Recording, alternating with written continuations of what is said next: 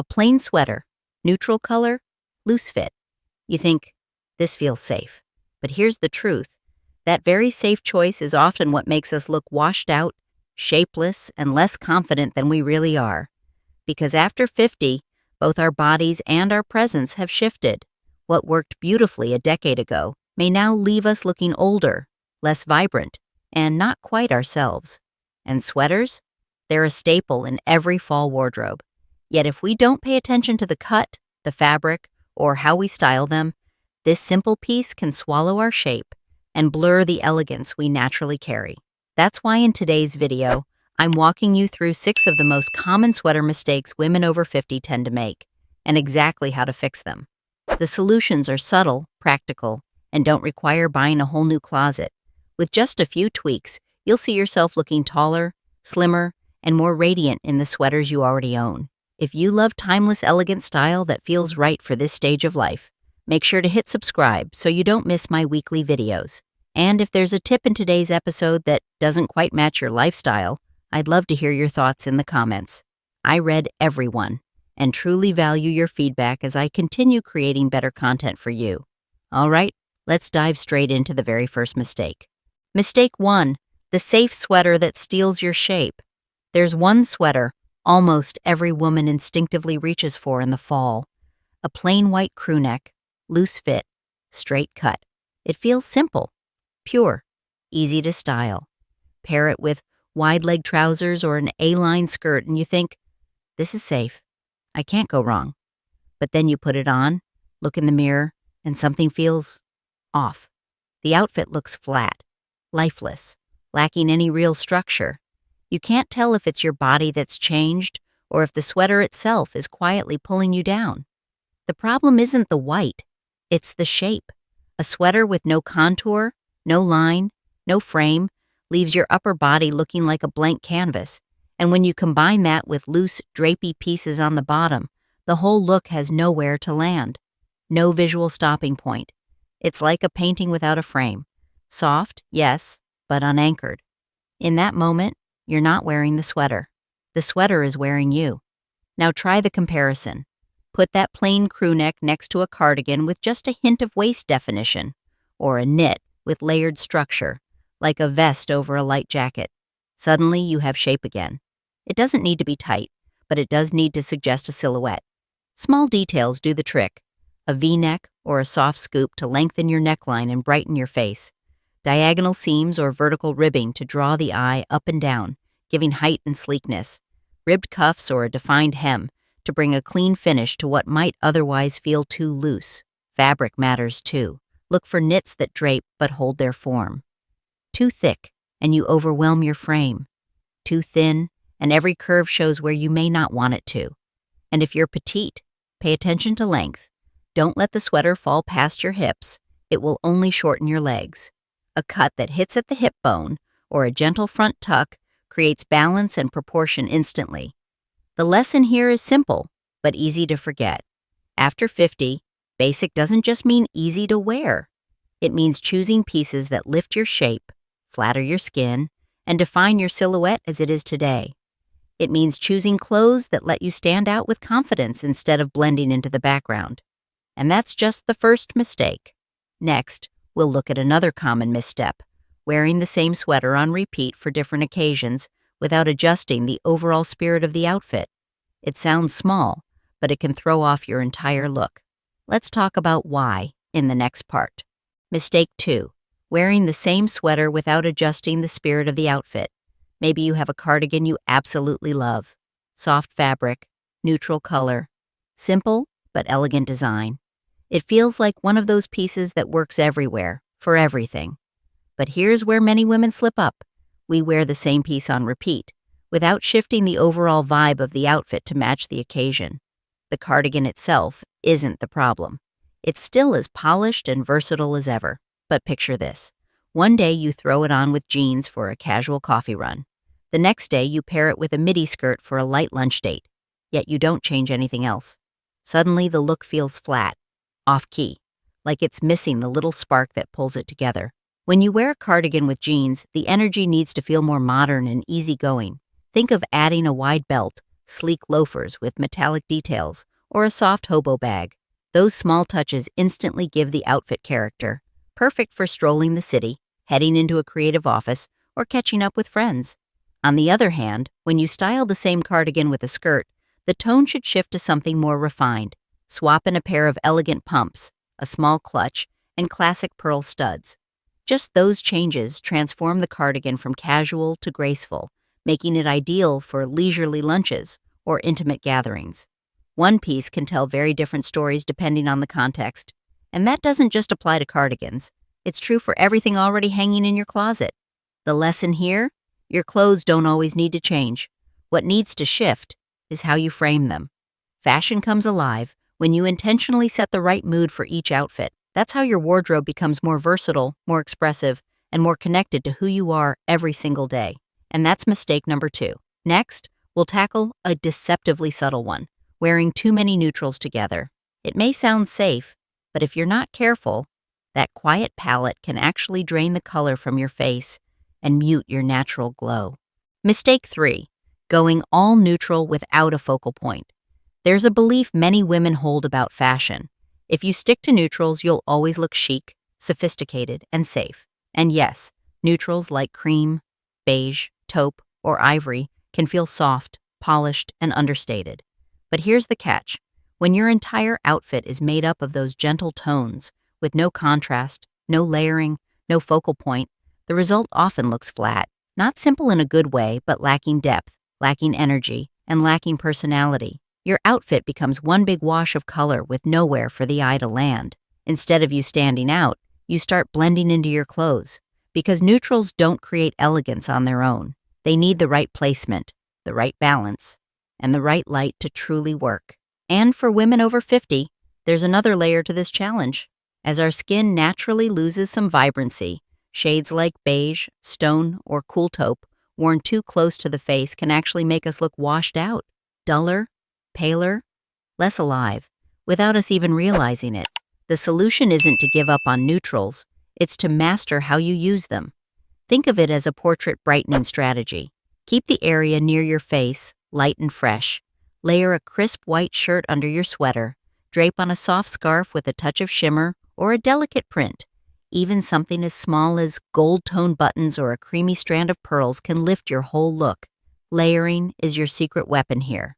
A cardigan over a collared blouse, a cropped jacket in a lighter shade. These little shifts add dimension, guide the eye, and give your outfit structure. For example, try cream, stone, and camel for a warm, inviting palette, or taupe, white, and khaki for something modern, airy, and very quiet luxury. The key is layering light, dark, and accent. That way, your neutrals stop feeling flat and start acting as a canvas that highlights your presence. Sometimes, just one small detail in the right place is all it takes to make the entire outfit come alive. But if too many neutrals make you disappear into your outfit, the opposite mistake is just as common. When two blocks of color compete so strongly, they cut your figure in half. And that harsh split effect happens more often than you think. Mistake 4. High contrast outfits that cut your body in half. Picture this: you slip on a light-colored sweater, maybe white, cream, or soft blush. Then you pair it with black trousers, straight leg, or skinny. Classic combo, right? Easy, effortless, supposedly foolproof. But then you catch your reflection and something feels off. That off is what I call the split vision effect. When the top and bottom of your outfit contrast too sharply, white against black, cream against charcoal, blush against navy, the eye stops right at your waist. It creates the illusion that your body has been cut into two separate blocks. The top looks bright and airy, the bottom looks heavy and grounded, with nothing tying them together. It's a subtle visual mistake, but it can make you look shorter, break up your proportions, and steal the natural flow of your outfit. Instead of one harmonious look, it can feel like two mismatched halves forced together. So, how do you fix it? The solution is surprisingly simple. Create a bridge between the top and bottom. If you're wearing black pants, repeat that black somewhere above the waist. A belt, a shoulder bag, sunglasses with dark frames, even a necklace with a dark cord. These small details connect the eye from top to bottom, so you don't look visually chopped. Another trick is to choose light sweaters that already carry a hint of darkness, maybe a fine trim along the neckline, darker buttons, or a subtle stripe. Those small repeats ground the brightness without taking away from it. A great outfit should feel like a continuous flow. The colors, textures, and proportions should guide the eye smoothly from head to toe. No stops, no interruptions, no sharp breaks in between. And the best part? You don't need a new wardrobe to achieve this. Just one thoughtfully placed detail can make your look seamless again. Color has the power to divide your figure, but it also has the power to unify it. It all depends on how you use it. And that brings us to another mistake many women don't realize they're making. When your color pairing is almost too perfect, so coordinated that it ends up looking more like a uniform than a stylish outfit. Where exactly is the line between refined and forced? That's what we'll uncover next. Mistake 5. Color pairing that's too perfect and ends up feeling forced. Imagine this. You slip on a navy sweater trimmed in gold. Beautiful. Classic. Then you think, why not highlight that detail? I'll add a gold handbag, a gold scarf, and a pair of gold-toned shoes to tie it all together. Sounds logical, right? But when you step back and look in the mirror, something feels stiff. Instead of elegant, the outfit looks staged, almost like it was built by formula. It loses its natural flow and starts to feel contrived. This is a mistake a lot of women make. In trying to make everything match perfectly, the top, the bag, the shoes, the scarf, the jewelry, the result often backfires. The outfit looks rigid, predictable, and oddly less refined. Here's where two concepts make all the difference: color matching versus color echoing. Matching means duplication, the exact same tone, the same saturation, the same intensity. Echoing, on the other hand, is a gentle reminder, colors from the same family, but softened, shifted, or layered with nuance.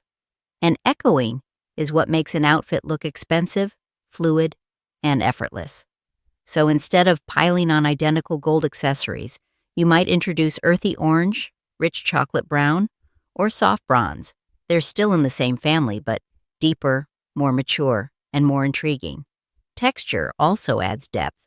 Think smooth leather shoes, a suede bag, or a sheer scarf with a metallic thread. These subtle differences connect the look without feeling repetitive.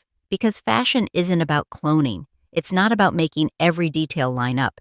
In fact, it's the slight imperfections, the softened tones, the varied textures, the unexpected mix that give an outfit character. And the best part? You don't need to buy anything new. You just need to see what's already in your closet with sharper eyes. The eyes of a woman who knows herself and no longer has to prove anything. But sometimes the issue isn't with color or fabric at all. It's with the overall mood. There are outfits where every piece technically works. The color is right, the fit is right, the accessories are right, yet the look still feels too soft, too sweet, almost girlish, and it takes away from your depth and individuality. That's when femininity tips into overdrive. And the key is learning how to balance softness with a little counterpoint, just enough to keep the outfit tender, but never without strength. That's exactly what we'll uncover in the next part. Mistake 6. When sweetness becomes too much. Picture it. A pastel pink cardigan, a flowy, airy dress, nude heels, and to top it all off, a blush pink bag to match. At first glance, the outfit feels feminine, charming, pretty, but once you put it on and see yourself in the mirror, something feels a little over the top. This is a subtle mistake, but it happens more often than you'd think. Women over 50 sometimes try to hold on to softness by piling on every gentle element at once. Soft colors, soft fabrics, soft silhouettes, sweet little accessories. And the result? An outfit that looks young, but not in a way that truly flatters. Instead of making you look vibrant, it can make you look like you're trying to look young. And that's a big difference, because femininity isn't wrong. But if everything in your outfit is soft, the colors, the textures, the shapes, the whole look ends up without an anchor. No contrast, no depth, no personality. Your body needs a little structure. Your presence needs a focal point, and your outfit needs balance. So how do you fix it? Keep the pink cardigan you love, but instead of pairing it with a floaty dress, try straight leg pants in a grounding neutral, gray, soft brown, or olive. That simple structure on the bottom balances out the candy sweetness on top. Swap the nude heels for polished leather loafers or sleek ankle boots. Still elegant, still feminine, but less fussy, and far more grounded. And finish with a structured bag or a touch of metal, a bracelet, a pair of glasses, or simple earrings, just enough to bring back the confidence and maturity that reflect the woman you are today. Because fashion after 50 isn't about chasing youth. It's about curating, choosing to keep the softness but adding a little strength, choosing to keep the feminine but not losing the edge. The lesson here is simple. Femininity is beautiful, but it shines brightest when it's balanced. A grounding note, a subtle counterpoint, a steady anchor that makes the sweetness feel rich and full, not shallow or fleeting. So if you've ever felt unsure about that pink sweater hanging in your closet, try styling it differently. Don't toss it, just reposition it so it serves who you are now. Because in the end, style isn't about the clothes you wear. It's about how you make them reflect you, quietly, but with unmistakable confidence. After everything we've just explored together, from sweater shapes and neutral palettes to finding that balance between softness and strength, there's one truth that matters most. You don't need to change who you are. What you can do is choose how you express yourself through clothes, in a way that feels true to the woman you are today, experienced, layered, and absolutely deserving to shine in her own way. Because after 50, style isn't about impressing anyone else. It's about feeling comfortable, steady, and confident in your own skin. If this video gave you a new perspective, a practical little tip, or simply a sense of being understood, I'd love for you to hit that subscribe button so we can keep walking this journey together. And if you have something to share, a thought, an idea, or even just a quick hello, I'd be so happy to read your comment below. I'll see you in the next video, where fashion isn't just about what you wear, it's part of the journey back to yourself.